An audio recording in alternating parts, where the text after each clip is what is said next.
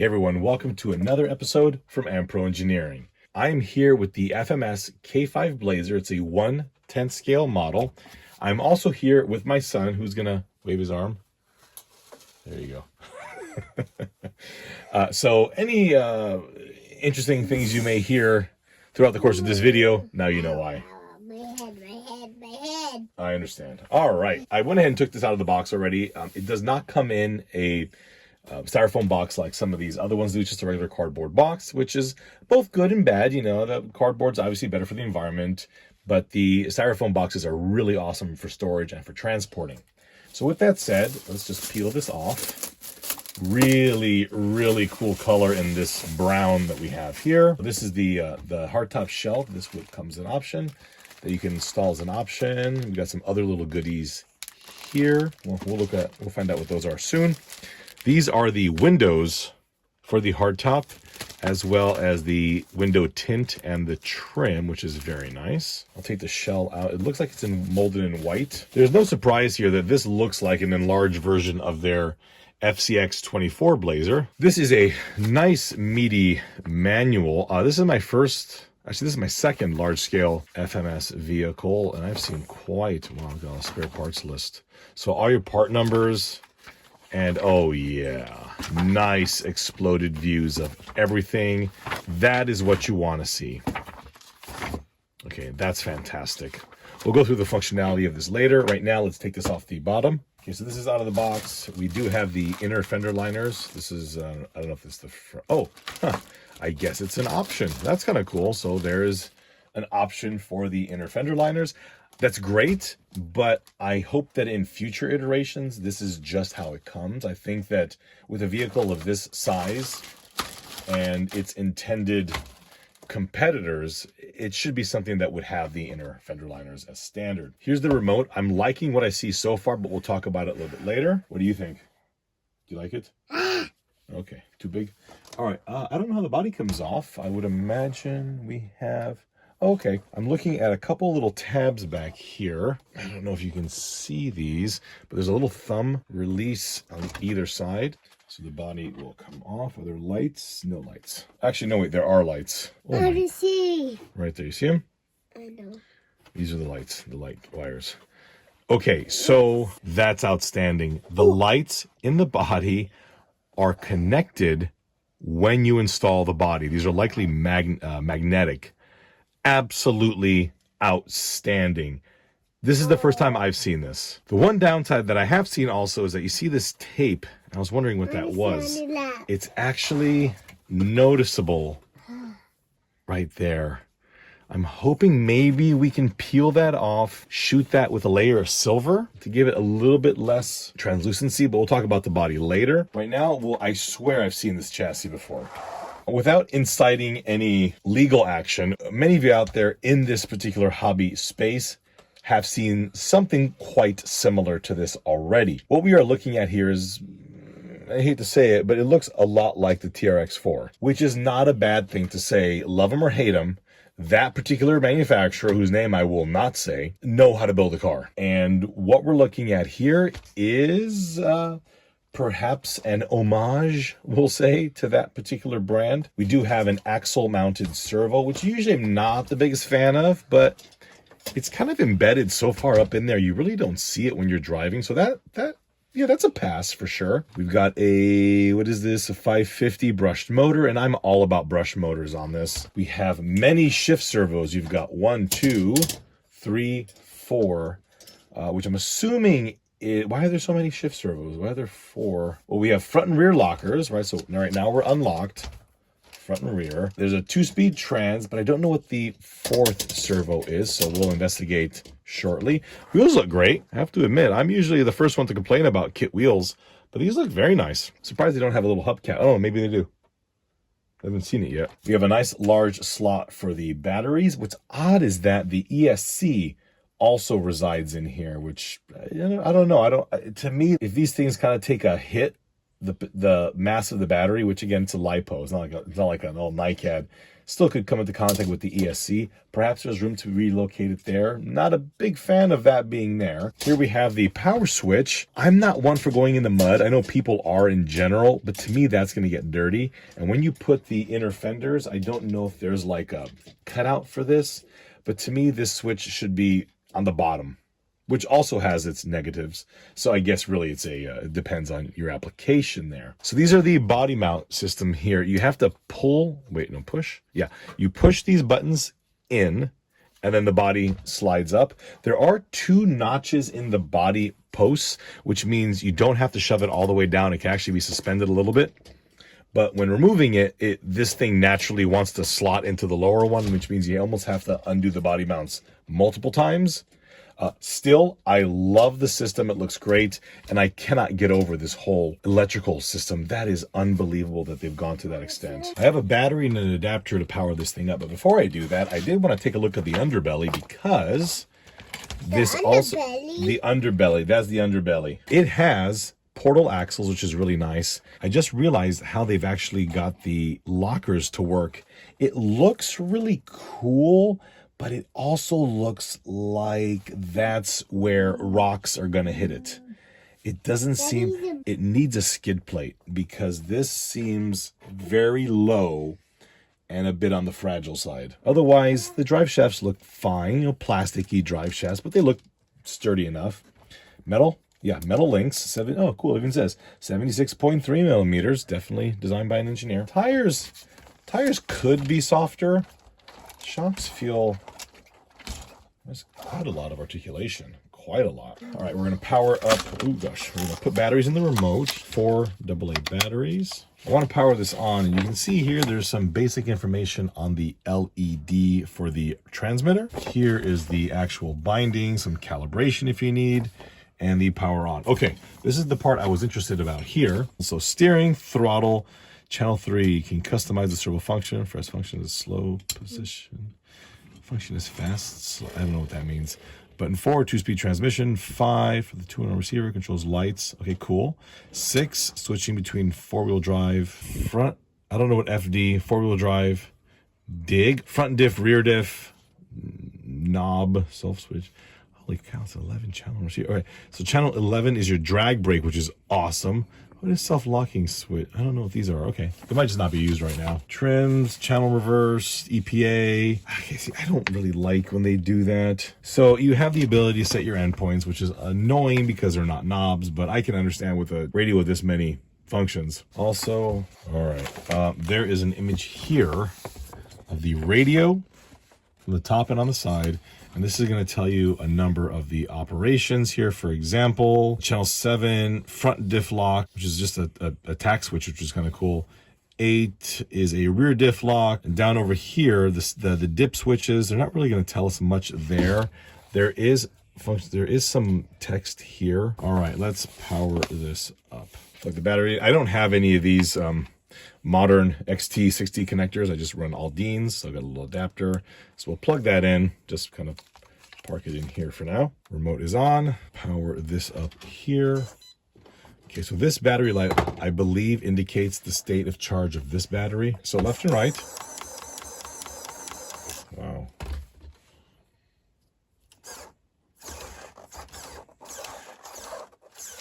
Okay, that's a good servo. Throttle.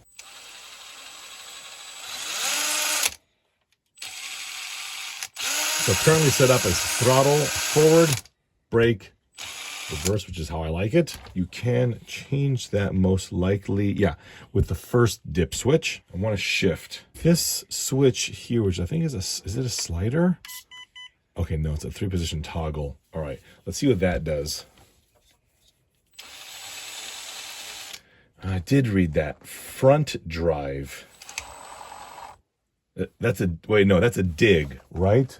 Is that what that is? I'm not familiar with that. Yeah. 4-wheel drive. So then the other one should be rear drive. Okay, front drive. I get the dig. I don't get the front drive feature. All right, so we'll put this back to 4-wheel drive. And then we'll turn on our front locker, which I believe is channel 7. Yeah. So now we're going to have... Okay, cool. Press channel 7. Oh, that's cool. It says lit up blue.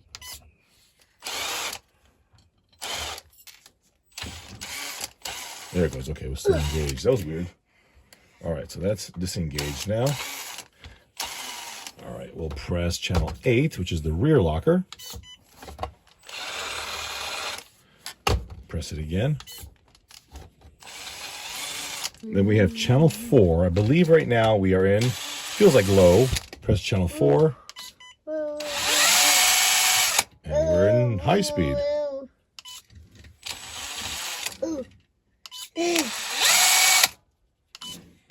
I'm still a little bit of a loss as to the whole front wheel drive thing. Channel 5 works the lights. While I've got the body off, let's go ahead and take a look at it. You've got a big injection molded front panel right there. This is the inner superstructure that not only has the body mounts, but is also where the lights mount. And then you've got your chrome cosmetic front panel there. At the rear, the mounting points for the roll bar, as well as the lighting electrical connections. And then again, you've got this big molded body mount section there. This thing here, although it is Lexan, it is incredibly robust. I mean, the stiffness is pretty impressive. It feels like a modern finished product. This is very, very nice. This panel here at the rear seems to be actual aluminum, which is nice. The taillights are weird. They don't look like Chevy square body taillights. You know, they're an approximation of them, but they're not quite there. I don't know what's happening here at the rear. This looks all kind of weird. Some nice molded door handles and mirrors, which is very nice. This beautiful K5 Blazer emblem, which is absolutely sensational on there. You've got your front corner markers, and then the whole grille at the front, which is done very well. You've even got the little honeycomb mesh it's not a mesh, I'm sure it's a sticker, but you got the little honeycomb behind it. Let's set the body back on top. Okay, body is on. I'm gonna shut the lights off a little bit. Allegedly, channel 5 here controls the lights. I don't know what that means because this is not an on-off switch. This is like a potentiometer. Oh, the headlights just came on. Where are the taillights? Okay, so the headlights are on. They're nice and warm white units. We have signals. Okay, those look great. Those look pretty good. Let's look at the back and see what's happening over here now. I don't know why we don't have taillights. Okay, that is a reverse light, not a signal. Where are my... Oh, no, no, no. Come on. So going forward, nothing. Hit the brakes, nothing. Reverse. Guys. Come on, guys. You got... That was okay on your 1/18 scale stuff, but come on. If your lights are on, you need to have taillights, and you need to have appropriate brake lights. I don't care if you don't have signals. I don't care if you don't have reverse lights. The taillights must be on. This is extremely annoying. But again, that's, to me, I'm sure many people out there could care less about that. Let's go ahead and shut the lights off. I want to put the rear cab on the car. So you can see that it's intended to be threaded in from the bottom. And in order to do that, we have to basically use, I'm going to use a body reamer to drill out all these holes. There's going to be 3, and 2 on the top. And then the way it's held in is you thread it in from the bottom using, for the front, this piece here, which goes in like that. And that kind of clamps it in place. And the same is true for the sides. These are going to go here and hold it in place on the side, which is kind of a neat way to do it because you not only don't have any visible screws, but you also reinforce this body where all of the critical mounting points are. So you can see that I've got the holes all in here. I used the body reamer and it worked very, very well. The thickness of this body is incredible, so the holes really, really come out nice. We'll do a test fit and then we'll put that cap on. If you notice these screws back here, they're actually flathead screws.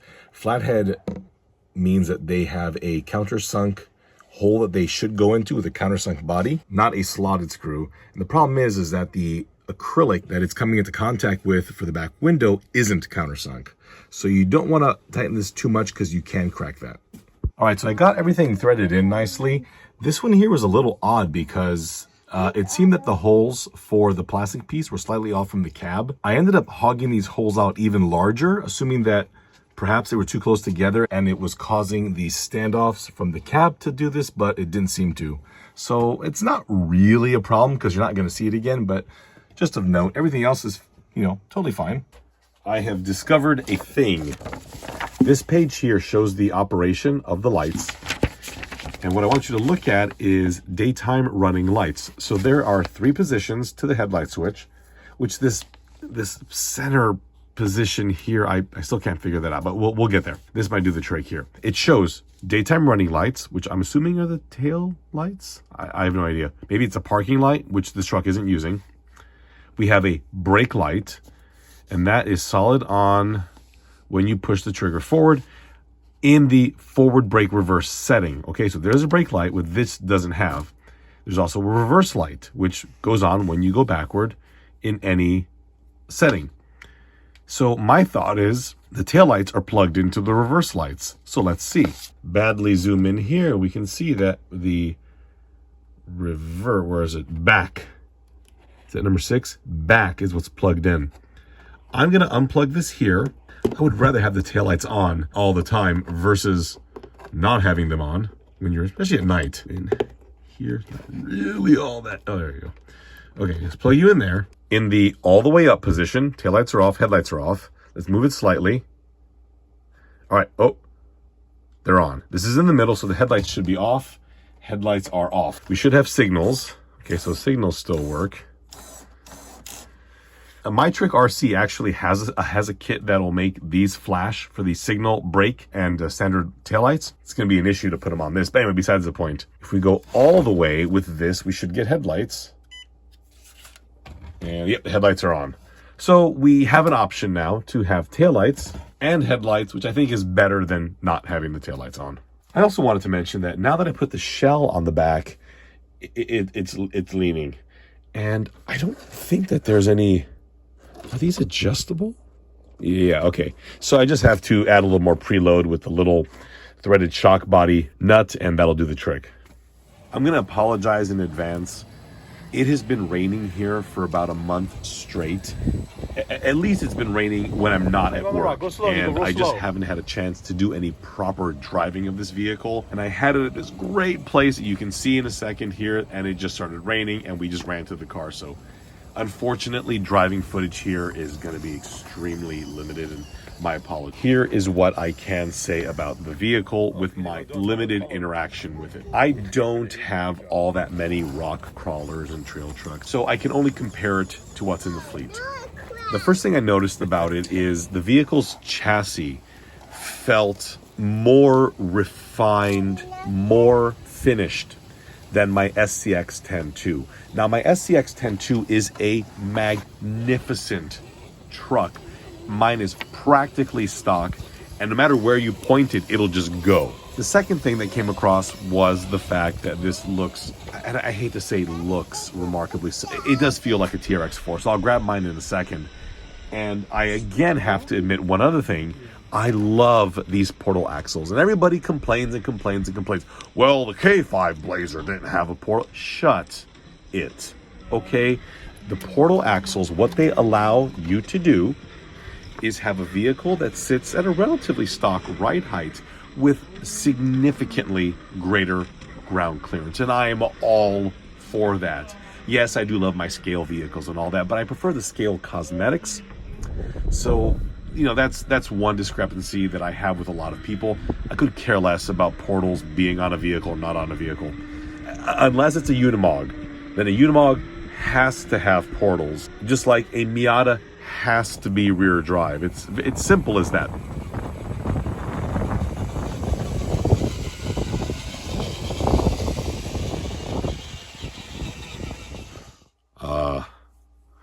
Not enough room in here. There we go. There, kind of. Yeah, okay.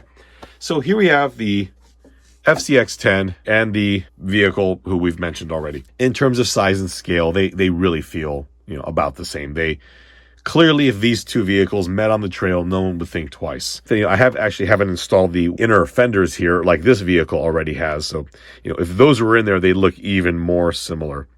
What I must also say is that there's a lot of vehicles out there that I'm not familiar with that may also have a very similar layout to this vehicle here. So I hate to beat a dead horse and just say, oh, it's just like that. I think that it looked very much like this vehicle. That is in no way an insult to this vehicle, nor is it, I think, a problem for this company here. They have very different install bases. The people that are into this particular brand, I find it very unlikely that they'll get a product from FMS. But you do have a lot of people out there that will look at this vehicle as an alternative. But the question is, will you look at this as an alternative? Based on my experience with FMS vehicles, I've found them to be extremely reliable, extremely well put together. They have a great parts source through FMS and Fair RC, which is great, and their cost is extremely reasonable for what you get. I've only had a minor bit of issues with electronics. I've had a motor fail on me once. I had a servo fail on me once. So it's extremely difficult for me to determine how is this going to behave in the future. Of course, with a larger vehicle comes larger forces, more damaging impacts and all that. So yes, there is a possibility that there will be electrical and mechanical failures with this vehicle as well. But again, based on my experience, I think we're going to see a very reliable and stout vehicle.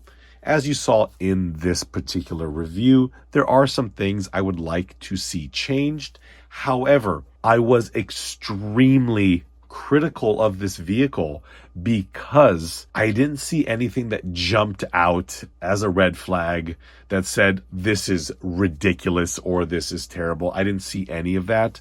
So when you don't see obvious issues, you can focus more on those little niggling things that bother you. Again, weird things like I really think that the shift mechanism on the axles and their location is a problem, why the ESC is mounted with the battery, and stuff like that. I do hope to get this on the trail pretty soon. I've got another couple of larger scale FMS vehicles to review, and that'll allow me to get a better understanding of where they've been and where they're going.